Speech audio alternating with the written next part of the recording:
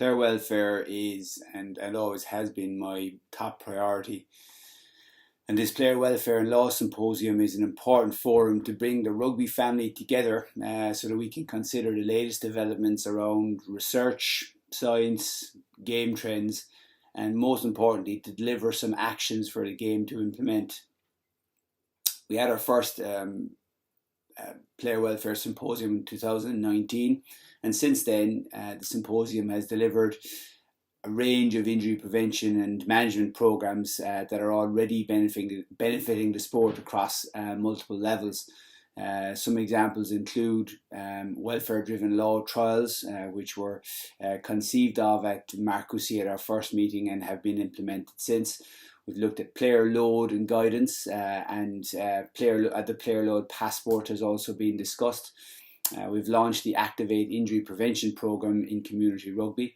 We've also looked at reduced tackle height trials in France with encouraging initial outcomes.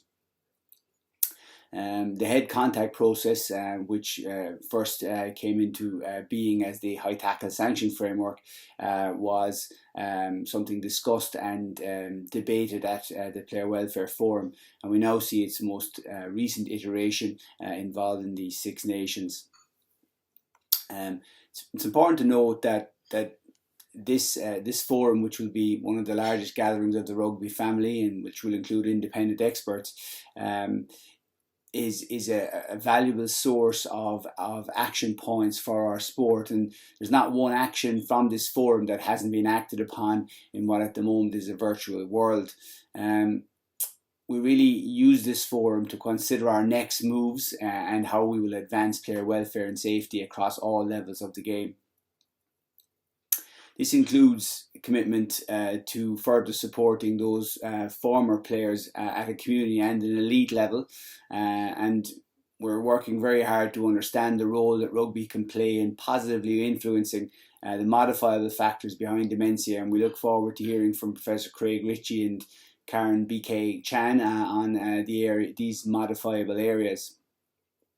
We'll be presenting for the first time an open workshop with players to look at their input and get their knowledge around current programs and future focus areas. Their input is as crucial stakeholders is vital. It's very important to remember that we have injury rates at the community game which are much lower than those in the elite game, but we're committed to looking at the community game. We're committed to looking at women's rugby and improving our knowledges in these areas with specific research. We're also going to be looking at the role of technology in this process. We'll be looking at ways for new technology to improve how we manage the game, how we detect and how we prevent. And this is there are some exciting partnerships which we will be discussing at the meeting. I'm really delighted, however, to be working with a family of dedicated and extremely knowledgeable chief medical officers and team doctors who deeply care about everyone playing in the sport. We're all in this to make the safety of players the most important part of the agenda.